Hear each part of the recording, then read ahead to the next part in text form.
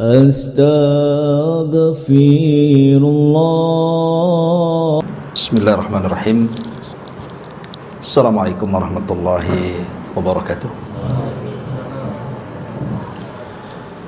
Alhamdulillah wassalatu wassalamu ala rasulillah wa ala alihi wa sahbihi wa mawalah wa la hawla wa la quwata illa billahi wa ba'du. Alhamdulillah, segala puja dan puji hanya milik Allah Jalla fi'ula. Salawat dan juga salam kita hadiahkan kepada Rasul kita Nabi besar Muhammad sallallahu alaihi wa alihi wasallam. Pembahasan di malam hari ini kita akan mengambil beberapa ibrah dan pelajaran dari kisah-kisah yang sahih yang diriwayatkan oleh Nabi sallallahu alaihi wa ala alihi wasallam. Tidak memperpanjang mukaddimah. Yang pertama, sebuah kisah yang disebutkan oleh Nabi sallallahu alaihi wasallam di dalam Sahih Muslim. Nabi sallallahu alaihi wasallam menceritakan tentang umat terdahulu. Tidak diketahui kapan zamannya dan di mana tempatnya, dan itu tidak penting. Karena Nabi sallallahu alaihi wasallam menceritakan kisah ini supaya diambil manfaat, pelajaran dan ibrah yang terdapat dalam kisah itu. Jadi satu hari ada seorang anak muda yang sedang berjalan di pesawahan. Tiba-tiba kemudian ada suara dari atas langit, di balik awan, dan suara itu mengatakan, "Iski hadiqata fulan." Hujani kebunnya si fulan ibn fulan. Jadi anak muda ini melirik ke kanan, tidak ada orang. Melirik ke kiri, tidak ada orang. Melirik ke belakang juga tidak ada orang, apalagi di depannya. Dia pengen tahu siapa yang mengatakan seperti itu. Rupanya suara itu berasal di balik awan hitam yang sedang berjalan. Di mana di balik awan itu ada suara dan mengatakan, "Iski hadiqata fulan." Hujani kebunnya si fulan. Akhirnya kemudian dia penasaran, dia mengikuti awan hitam yang terus berjalan. Diikuti awan itu sampai pada akhirnya awan itu kemudian berhenti di sebuah ladang. Jadi ada satu petak ladang di situ. Tiba-tiba kemudian dari awan hitam itu turun hujan yang sangat deras. Anehnya hujan itu tidak menghujani ladang di sekitarnya. Hanya satu petak ladang itu saja yang dihujani. Sampai ketika selesai hujan dan awan pun pergi, dia ingin menunggu siapa pemilik satu petak ladang itu. Kok bisa terjadi keajaiban seperti itu? Akhirnya setelah lama dia menunggu, datanglah pemilik ladang itu. Kemudian anak muda ini bertanya tentang namanya. "Siapa namamu? Apakah engkau pemilik ladang ini?" Kemudian orang ini mengatakan, "Ya, ini ladangku dan namaku fulan ibnu fulan." Terperanjat anak muda itu, karena nama itu yang disebut-sebut dari balik awan. Akhirnya kemudian anak muda ini penasaran dan menceritakan kejadian yang dia alami. Kemudian dia mengatakan kepada pemilik ladang, "Apa yang kau lakukan dengan ladangmu ini?" Akhirnya kemudian pemilik ladang mengatakan, "Sesungguhnya aku menanam tanaman di sini sampai menghasilkan. Kemudian hasilku kubagi menjadi 3. Sepertiga ku sedekahkan, sepertiga aku berikan makan untuk keluarga, dan sepertiga aku balikkan ke ladang sebagai bibit baru tanaman. Dari situ anak muda baru paham bahwa Allah Subhanahu wa ta'ala memberikan karamah kepada pemilik ladang itu karena orang itu orang soleh yang suka bersedekah. Makanya Allah Subhanahu wa ta'ala membikin karamah, dan karamah itu sebuah keanehan yang tidak biasa manusia mendapatkannya dari Allah kecuali mereka adalah wali-walinya. Karena keanehan di dunia ini kan macam-macam. Ada mukjizat yang diberikan Allah kepada para nabi, ada sihir yang selalu dipelajari oleh dukun-dukun paranormal, bomo dan yang semacamnya. Ada juga karamah yang diberikan kepada para wali-wali Allah Subhanahu wa ta'ala. Ada juga maunah yang diberikan kepada orang-orang biasa, orang-orang soleh. Dalam kondisi tertentu Allah berikan maunah pertolongan kepadanya. Tapi ada juga ihanah, untuk merendahkan orang. Dari sini riwayat ini atau kisah ini sebagai dalil tentang adanya karamah bagi wali-wali Allah Subhanahu wa ta'ala. Tapi pelajarannya dari kisah ini, pemilik ladang ini, kalau kita perhatikan, semua kekayaan yang ditanam di ladang itu sebenarnya semua disedekahkan oleh dia. Pertama, sepertiga memang disedekahkan untuk fuqara wal masakin. Yang kedua, sepertiganya diberikan kepada keluarga, dan memberikan makan kepada keluarga bagian daripada sedekah juga. Bahkan seafdol-afdolnya sedekah. Tidak ada sedekah yang paling afdol kecuali memberi makan dan minum keluarga. Adapun yang sepertiganya ditanamkan ke ladangnya, itu juga supaya dia menjaga sedekahnya. Sebab kalau tidak ditanamkan ke ladangnya, dia bersedekah dengan apa? Jadi intinya seolah-olah dia menyedekahkan semuanya, tidak tersisa untuk dirinya, dia hanya berikan kepada Allah Subhanahu wa ta'ala. Makanya Allah Subhanahu wa ta'ala ganti sedekahnya dengan diberikan karamah tadi.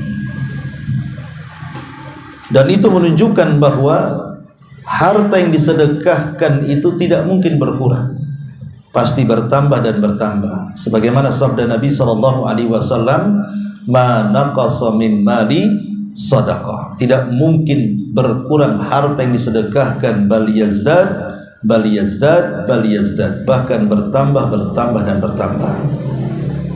Ini kisah yang pertama tentang keutamaan sedekah. Dan harus yakin bahwa apapun yang kita infakkan dari harta kita, maka Allah Subhanahu wa ta'ala pasti akan menggantinya. Wa ma anfaqtum min sadaqatin fahuwa yukhlifu. Apapun yang kau infakkan dari sedekah itu pasti Allah akan menggantinya.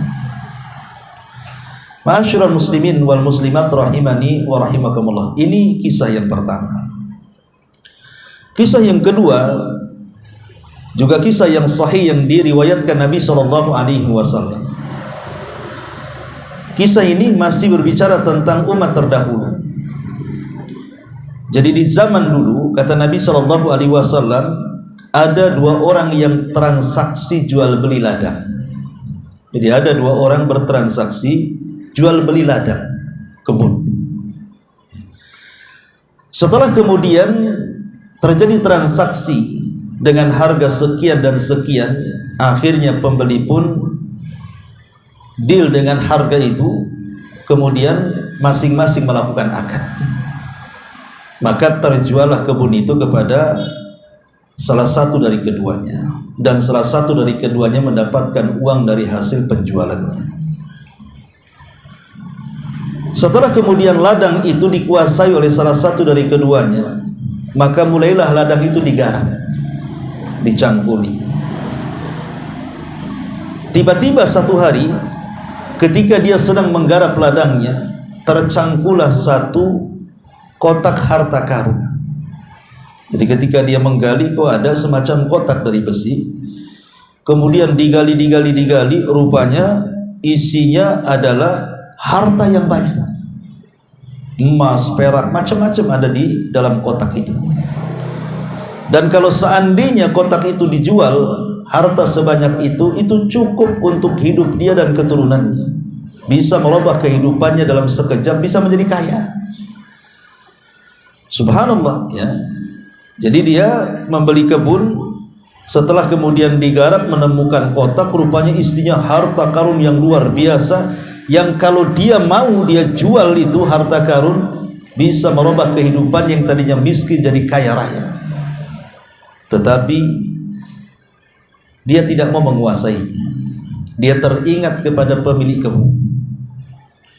Kemudian dia mendatangi pemilik kebun yang menjual kebunnya kepada dia, dan dia menyerahkan harta sebanyak itu kepada pemilik kebun yang pertama. Kemudian dia mengatakan, aku hanya membeli kebun, adapun harta ini tidak ada dalam transaksi itu, maka aku kembalikan kepadamu. Tiba-tiba pemilik kebun mengatakan, tidak, aku sudah menjual kebunku kepadamu, maka ambillah harta itu karena itu milikmu. Subhanallah, yang satu orangnya soleh, yang satu orangnya amanah. Yang membeli kebun itu orangnya amanah, ini bukan hak dia, saya hanya beli kebun, kenapa pula ada harta karunnya? Maka saking amanahnya dia datang kepada orang yang punya kebun dan hendak mengembalikan harta karun karena dia hanya membeli kebun. Tetapi orang pemilik kebun juga orang saleh. Dia mengatakan, tidak, saya sudah jual kebunku kepadamu, ambil semua isinya. Akhirnya saling dorong-dorongan, ambillah. Kata satunya, tidak, kau yang ambil. Akhirnya perkara ini menjadi besar, kemudian sampai ke mahkamah pengadilan. Subhanallah, ya. Rebutan supaya memiliki harta sampai ke pengadilan. Ketika sampai di pengadilan, hakim bingung karena belum ada kasus seperti ini. Kok bisa orang dorong-dorongan untuk memiliki harta? Kenapa tidak dimiliki sendiri? Biasa orang kalau datang ke pengadilan itu justru rebutan harta kan, rebutan waris ke pengadilan. Ini tidak, serah-serahkan harta. Jadi hakim ini bingung, tapi hakim ini cerdas dan bijak. Kemudian kata hakim kepada pemilik kebun ini, apakah engkau punya anak? Dia mengatakan, ya, anakku laki-laki. Kemudian hakim bertanya kepada yang membeli kebun, apakah kau juga punya anak? Dia mengatakan, ya, anakku perempuan. Kalau begitu nikahkanlah harta, nikahkanlah anak kalian berdua, dan serahkan harta itu sebagai warisan untuk anak kalian berdua, supaya tidak dikuasai orang, kan gitu. Lihat bagaimana kisah ini menginspirasi kita, ikhwatu fiddin, muliakan Allah subhanahu wa ta'ala, tentang pentingnya menjaga amanah itu.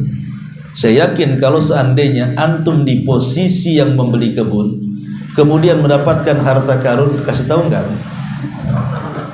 Nggak mungkin dikasih tahu kan gitu kan.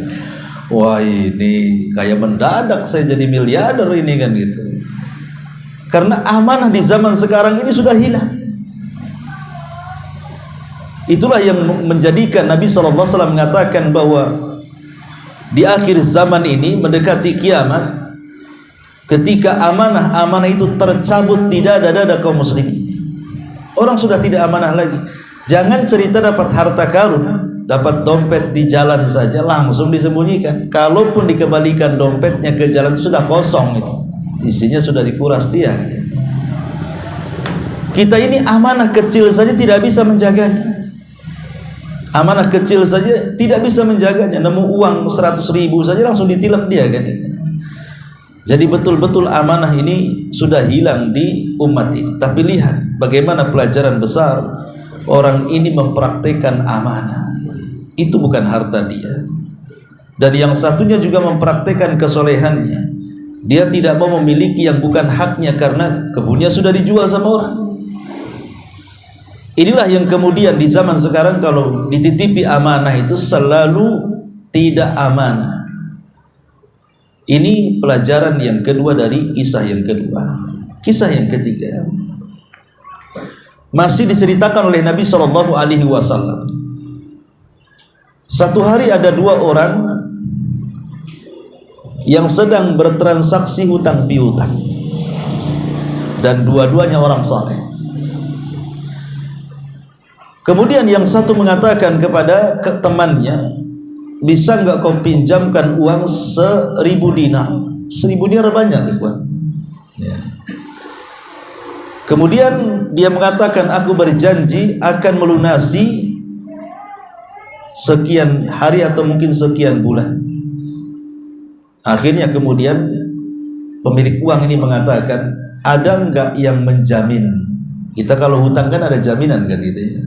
Kamu jual pinjam uang 100 juta, apa jaminan saya? Entah sertifikat rumah kan gitu ya, sertifikat mobil. Pokoknya kalau seandainya dia tidak sanggup bayar kan bisa kita jual rumahnya. Kemudian kita kembalikan, kita ambil pokoknya, kita kembalikan lebihnya. Ya. Tapi dia tidak punya penjamin dan tidak punya barang untuk dijaminkan. Dia hanya mengatakan, penjaminku Allah Subhanahu wa ta'ala.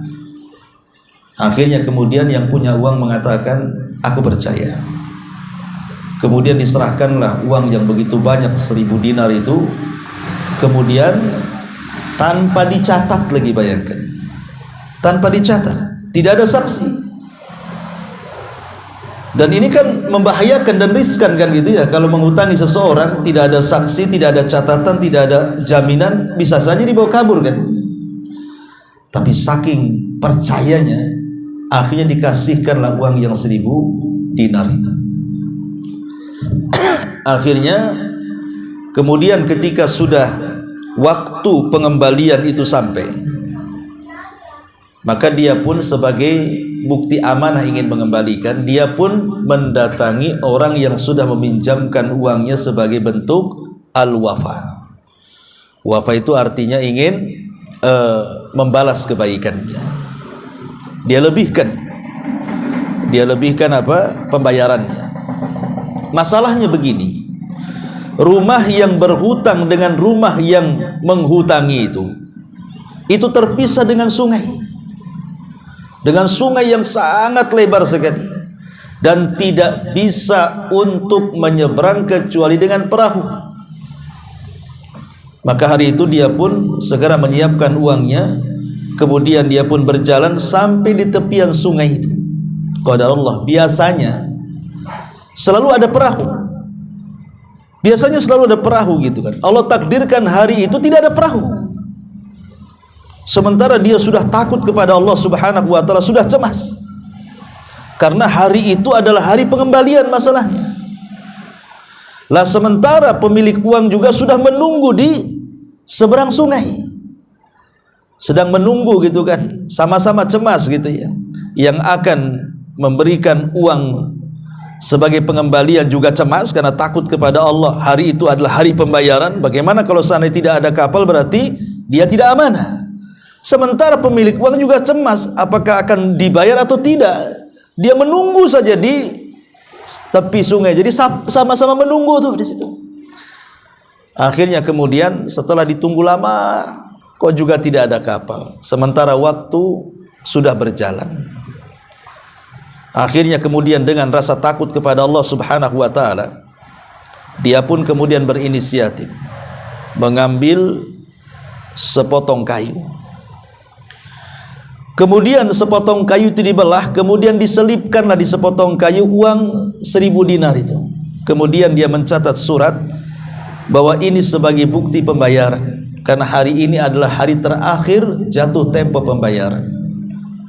Kemudian diselipkan uang dan surat dalam kayu itu, kemudian dilempar ke sungai. Lah orang pemilik uang ini yang menunggu-nunggu uangnya, dia pun sudah putus asa, kok sudah jam segini kok belum datang-datang orang itu.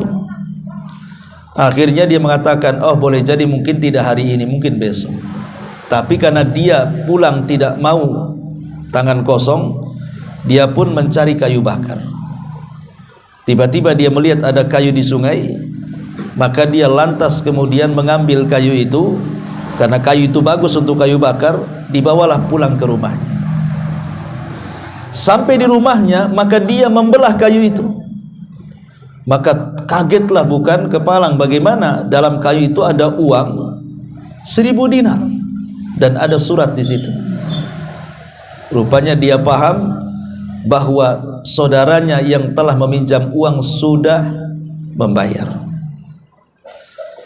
Lah orang yang mengembalikan uang itu tidak tahu kalau uangnya sudah sampai. Maka dia pun menyediakan uang lagi 1000 dinar untuk dibayarkan. Tapi ketika kemudian ketemu dengan orang itu, dia mengatakan, tidak usah kau bayar, karena uang yang 1000 dinar sudah aku dapatkan dari kamu lewat kayu yang kau hanyutkan. Subhanallah kan. Kisah ini luar biasa ya, sebenarnya orang yang punya uang ini bisa saja mengelak kan. Dia berbohong kan, karena kan kayu itu dihanyutkan. Bisa saja entah kayu itu entah berantah kemana kan gitu. Bisa saja kemudian dia minta lagi 1000, akhirnya dapat 2000. Tapi saking amanahnya, dia mengatakan, tidak usah, aku kembalikan uang yang 1000 ini, karena hutangmu sudah lunas. Lihat bagaimana Allah Subhanahu wa ta'ala betul-betul membuat keajaiban kepada orang-orang yang senantiasa amanah. Bagaimana Allah Subhanahu wa ta'ala bisa melindungi uang yang dihanyutkan lewat kayu itu, coba. Kalau bukan ini sebuah karamah. Ini sebuah keajaiban yang Allah Subhanahu wa ta'ala berikan kepada orang-orang yang amanah. Makanya orang-orang yang amanah itu dalam kehidupannya pasti banyak keajaiban. Ikhwatu fiddin, muliakan Allah Azza wa Jalla. Pasti akan banyak keajaiban.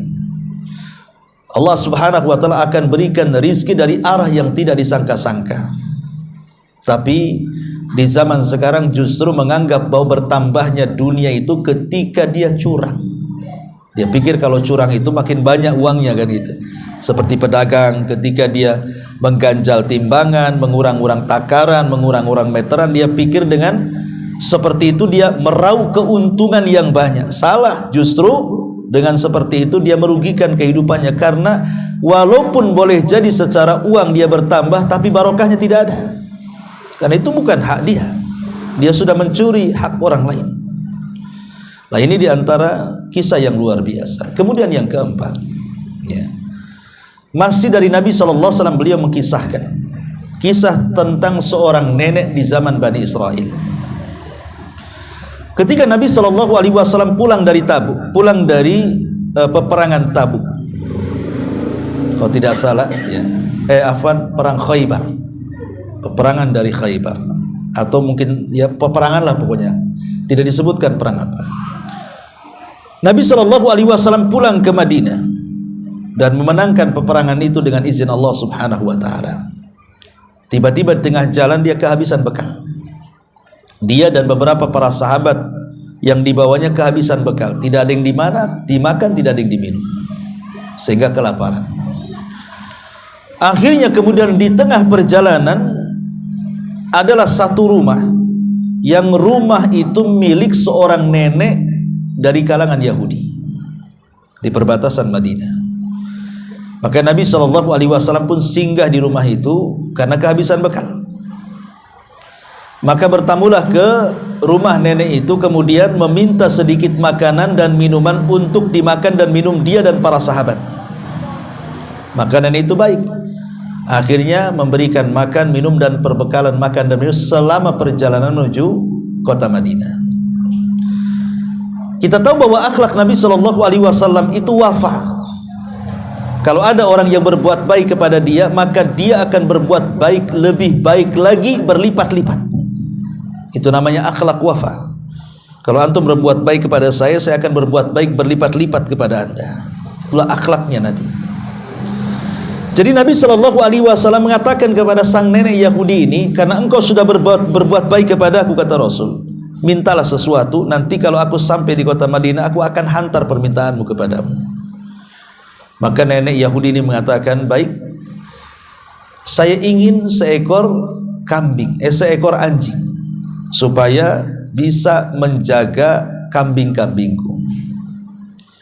Dia minta kalban yahrusu ghanami, jadi anjing yang bisa merawat kambing-kambingku. Kata Rasul, ada lagi, Dia mengatakan, saya minta ibilan arkabu biha. Aku minta seekor unta agar aku bisa kemana-mana menungganginya dan aku tidak berjalan dengan kakiku. Aku punya kendaraan. Dia pertama minta anjing, kemudian ya maksudnya anjing untuk merawat boleh, kalau anjing untuk merawat kambing-kambing atau untuk menjaga. Yang tidak boleh itu merawat anjing untuk kesenangan seperti kita merawat kucing. Karena kalau kita merawat anjing seperti merawat kucing, maka setiap hari pahala kita sebesar gunung Uhud hilang. Ya. Kata Nabi SAW, apalagi dia mengatakan dia ingin seorang budak supaya bisa membantuku di sini. Kemudian kata Nabi SAW, apalagi disebutkan lagi, subhanallah, tidak berhenti dia meminta. Padahal kebaikannya sedikit kan, kebaikannya ngasih makan. Tetapi dia minta dibalas dengan sesuatu yang sangat banyak. Rasul tahu ini wanita ini mata diuten masa kitanya. Wanita ini suka harta ini. Masa kebaikan seperti itu saja balasannya harus macam-macam kan itu ya. Jadi Nabi SAW coba mengingatkan wanita ini, wanita yang mata duitan ini. Apa semua wanita kayak gitu ya? Jangan istri antum juga itu mata duitan, mata hijau. Jadi akhirnya kemudian Nabi ingin menasihati wanita itu. Bukan Nabi tidak akan memberi, pasti Nabi akan beri. Nabi itu kalau memiliki sesuatu pantang kalau diminta tidak dikasih. Jadi Nabi mengatakan, wahai nenek, saya akan ceritakan kepadamu satu nenek dari zaman Bani Israel. Karena ini kan wanita Yahudi, tentu turunan Bani Israel. Rasul menceritakan tentang kisah nenek moyangnya wanita yang tua ini. Dulu juga ada nenek di zaman Bani Israel, kata Rasul. Sahabat yang hadir di situ penasaran. Bagaimana? Apa kisahnya wahai Rasul tentang nenek Bani Israel itu? Maka Rasul mengatakan, dahulu Nabi Musa alaihi salatu wassalam ketika membawa Bani Israel dari Mesir menuju tanah perjanjian di Palestina. Kemudian Fir'aun pun ditenggelamkan di Laut Merah dan Musa pun diselamatkan bersama Bani Israel dan terus bergerak menuju tanah perjanjian. Tiba-tiba Musa dan Bani Israel tersesat karena tidak tahu jalan. Zaman dulu kan belum ada Google Map. Gimana kita kan? Sekarang enak aja ada Google Map ya. Kadang-kadang Google Map pun nyesatkan juga, tapi biasanya titiknya pas lah. Makanya kalau antum COD makanan, nanti biasanya ada WA sesuai titik bang. Karena titiknya pas kan gitu ya. Jadi Nabi Musa nyasar nih, nggak tahu jalan nih. Jadi dibuat linglung, nggak tahu jalan ke tanah perjanjian itu kemana. Akhirnya orang-orang dekatnya Nabi Musa, murid-murid pilihan Nabi Musa, ulama-ulamanya, orang-orang cerdik cerdasnya berpikir. Kemudian mereka teringat dengan wasiat Nabi Yusuf, bahwa Nabi Yusuf ketika sebelum meninggal berwasiat agar jasadnya tidak dikubur di Mesir dan dikubur di Palestina. Jadi mereka menyampaikan kepada Nabi Musa, ya, bahwa tersesatnya kita itu karena ada satu wasiat Nabi Yusuf, kakek buyutnya, yang belum terlaksana. Kata Nabi Musa apa? Memindahkan jasadnya dari Mesir ke Palestina. Dari situ kemudian Nabi Musa pun berusaha mencari kuburannya Nabi Yusuf di mana. Lah ketika itu kebetulan tidak ada yang tahu letak kuburan secara persis dan pasti kecuali seorang nenek tua Bani Israel. Dia tahu di mana letak kuburan itu. Akhirnya Nabi Musa berdialog dengan nenek itu, "Nek, tunjukkan kepada kami di mana kuburan Yusuf." Kata nenek itu, "Oh, enggak bisa. Masa gratis gitu saja," katanya. "Ya harus ada bayarannya." Bahasa Jawanya wani piro. Ya. Jadi akhirnya kemudian Nabi Musa alaihi salatu wasallam mengatakan, "Apa imbalan wahai nenek kalau seandainya kau menunjukkan kuburan itu?" Maka nenek itu mengatakan, "Tidak banyak-banyak imbalanku. Saya hanya ingin menemanimu wahai Musa di sorga." Kaget tuh Nabi Musa, ya, hanya nunjukkan kuburan saja pengen masuk sorga, menjadi temannya lagi di sorga. Ya, Nabi Musa tidak punya kuasa seperti itu. Akhirnya kemudian Musa pun terdiam bengong, kok permintaannya aneh.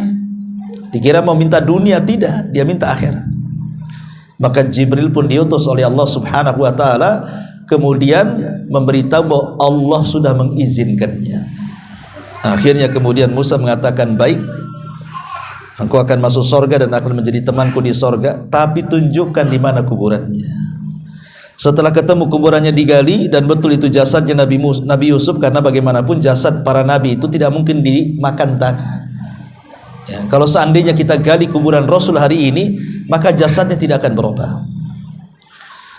Dan itu semua para nabi seperti itu. Ingat Nabi Sulaiman ketika sudah meninggal di singgasananya bertahun-tahun, jasadnya seperti itu saja sehingga jin menyangka Sulaiman belum mati. Ya, karena tidak ada bau yang menyengat dari jasadnya. Itulah Allah menjaga jasad para nabi. Setelah kemudian jasadnya dibawa, maka Allah Subhanahu wa taala akhirnya tidak lagi menyesatkan perjalanannya, dan mereka pun tahu jalan kemana arah menuju tanah perjanjian itu. Lah setelah Nabi SAW menceritakan kepada nenek Yahudi itu, terdiam nenek Yahudi itu. Apa pelajarannya di sini? Seolah-olah Rasul mengatakan, nek, kau ini sudah tua, ngapain pula minta-minta dunia? Lihat nih, ada nenek Bani Israel, dia tidak ingin dunia, dia hanya ingin sorga saja. Harusnya kamu seperti dia, gitu maksudnya.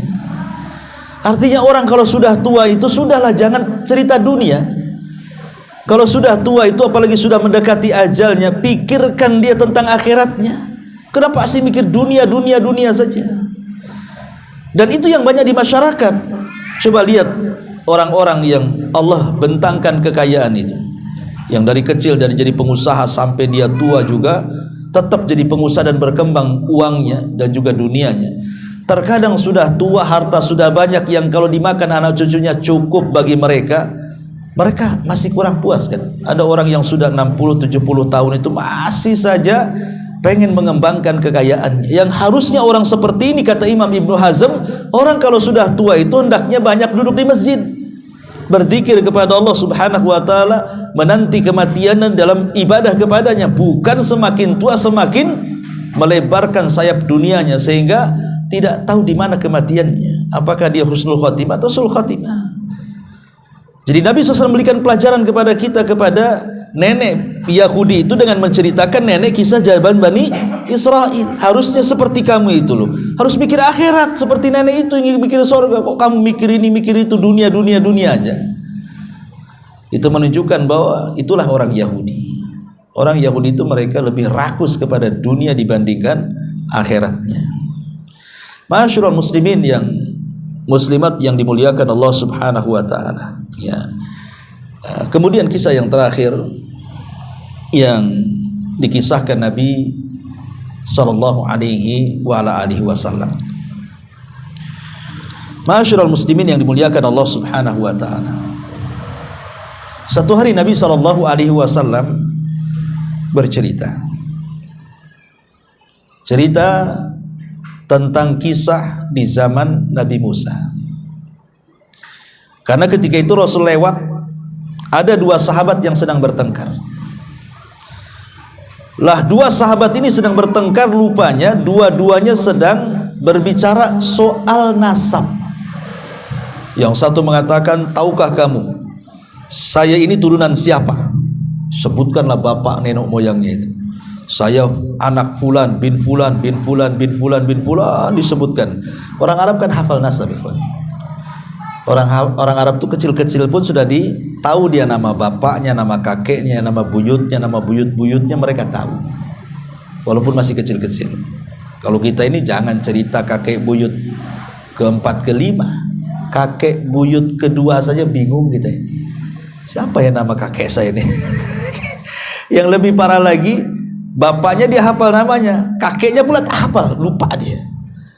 Ya, karena kita tidak berbangga dengan nasab kan gitu ya. Kecuali orang-orang tertentu lah yang mungkin hidup di keraton-keraton gitu ya, yang di daerah banyak keratonnya, biasanya mereka suka menghafal silsilah biasanya. Tapi kita ini orang awam, ya udahlah, yang penting bisa makan ya. Soal kakek buyut itu terserah lah kan gitu. Tapi orang Arab itu mereka perhatian dengan nasab. Jadi yang satu dengan bangga nasabnya disebutkan dari bapaknya, kakeknya, buyutnya. Tiba-tiba dia mengatakan kepada kawannya, amma antal fala ummalak, adapun kamu saya yakin tidak sehebat moyangku, katanya. Lah ketika itu Rasul lewat di situ, melihat ada dua sahabat yang sedang berbangga-bangga dengan nasab, dan itu kan tradisi jahiliyah. Makanya Rasul mengatakan arbaun min umuril jahiliyati la yatrukuhun. Ada 4 perkara termasuk perkara-perkara jahiliyah yang kalian tidak bisa tinggalkan. Salah satunya al-fakhru bil ansab, berbangga dengan nasab. Setelah Nabi SAW mendengar dua orang ini berbangga-bangga dengan nasab keduanya, Rasul kemudian berhenti di antara keduanya, kemudian menceritakan tentang kisah dua orang di zaman Nabi Musa, Bani Israel, di mana dua orang ini tiba-tiba kemudian berbangga dengan nasab yang mengatakan, tahukah kamu siapa saya? Kemudian dia mengatakan, saya anaknya fulan, dan fulan anaknya fulan, dan fulan anaknya fulan, terus sampai 9 kakek buyutnya disebut. Dengan bangganya dia mengatakan bahwa kakek buyutnya orang yang hebat-hebat. Kemudian setelah dia sebutkan 9 kakek buyutnya yang menurut dia adalah mereka orang yang hebat-hebat, dia mulai mencela kawannya dan mengatakan, sebutkan nasabmu, saya yakin nasabmu tidak sehebat aku. Ini kawannya ini orang baik, dia tidak suka berbangga dengan nasab, tapi karena ditantang seperti itu, dia mulai menyebutkan nasab bapak dan kakeknya. Dia mengatakan, adapun saya, dengan malu-malunya dia mengatakan, adapun saya fulan ibnu fulan ibnu fulan. Tiba-tiba berhenti sampai di sini. Kenapa? Karena dia tahu kakek buyut yang keempatnya bukan seorang muslim, bukan orang yang beriman, sehingga dia malu menyebutkannya. Akhirnya dia ulang lagi, adapun saya anak fulan ibnu fulan ibnu fulan. Ketika masuk pada kaki yang keempat, ibnul Islam, dia nasabkan kepada Islam, ya. Dan berhenti sampai di situ. Maka berakhirlah percakapan keduanya. Allah wafatkan keduanya, kata Rasul. Yang berbangga dengan nasab sampai menyebutkan 9 kakeknya tanpa memperdulikan soal agama. Yang penting mereka orang hebat, pengusaha, pengacara, menteri atau apa gitu ya, dimasukkan oleh Allah ke neraka. Tapi yang satunya ketika menyebutkan nasabnya dan dia benci dengan kakek buyutnya yang kafir, maka Allah masukkan dia ke surga. Lihat, orang ini masuk neraka dan masuk surga gara-gara bicara nasab, ya.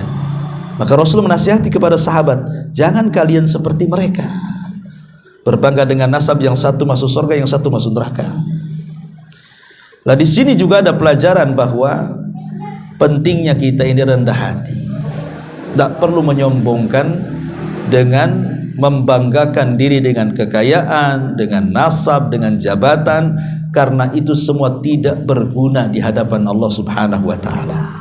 Inilah diantara 5 kisah yang kita rangkum dari hadis-hadis Rasul yang sahih, mudah-mudahan ada manfaatnya.